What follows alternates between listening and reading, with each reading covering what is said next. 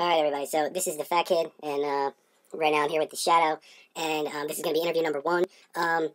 We're trying to find out, what the fuck happened to this motherfucker after he disappeared in July of 2010, and then just sort of reappeared in the past month or so.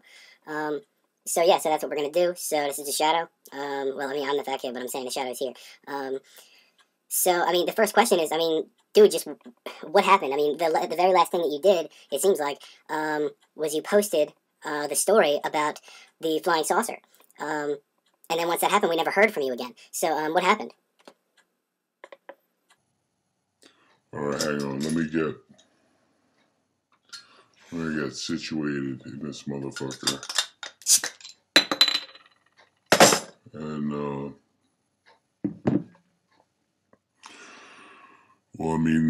the first thing that happened was I went up to 3rd Avenue, which is where I know some people.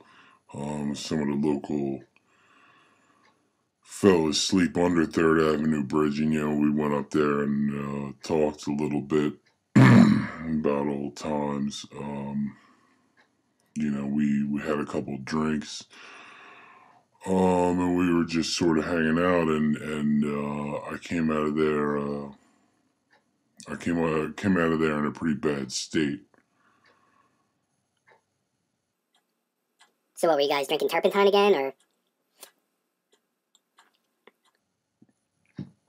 Well, nah, I had just gotten paid from Blue Zero from posting that article, so, and it was a big deal. So I had a little bit of money, so we sort of moved up. We got a little bit of Old Crow. We got a couple cases of natural ice, and just drank them as fucking quick as we could. And so there's some wild Irish rose involved, and that kind of thing. Okay, so but then what happened? What happened after? What happened after you got drunk? Well, I sort of stumbled home. As you know, I live north of there. So, and it's a good walk too. It's not an easy walk to get from 3rd Avenue all the way up to my sub-bridge apartment, which is further north on the trail, which you have pictures of on Blue Zero. I'm sure you'll show some of them, with this post, however you choose to do this. But anyway, I stumbled north for a long time, and everything was normal. I was fucking wrecked, but that's normal too. But what I'm saying is, I stumbled up, up the trail. I was headed north. I was wasted off my ass, so it took me a while to get there. I kind of went through the woods for a while because it's quicker. Got to my apartment and crashed out. But then shit, took a different turn. Well, what is it that happened? You said it took a different turn, but what happened? Well, if you want to know the truth, it was what, educated people would call a classic abduction scenario.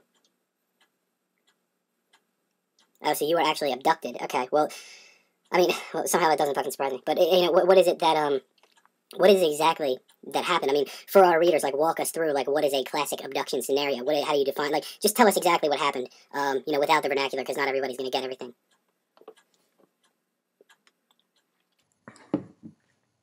Well, the classic abduction scenario, let me just tell you what happened to me, because it's not exactly the same. So, I mean, I crashed out. I was laying there. You know where, you got pictures. Um, I was just laying there and I was asleep as far as I knew. And then, I don't know, man, my sleep kind of got, I don't know, it's like I was conscious of what was going on around me suddenly. Without exactly my waking up. And what was going on around me is that there were lights. I knew that there were lights, which is not normal. Where I live, there are not a lot of people around there at night. Even overhead lights, even helicopters flying by or whatever, I don't really get affected by that. So I knew that lights were weird. So, I became conscious that there were lights around me, and then eventually I just felt like I had to open my eyes, and then things were different. There was stuff going on that shouldn't have been going on. What exactly, what was going on?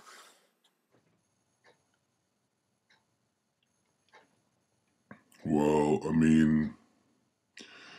the first thing, I opened my eyes, and there was like a pulsating, like a strobing blue light. And it was coming down from above where I live. And then it was, I could tell it was lowering. Like I could tell it was getting closer and closer. And as it did that, it started flashing more and more.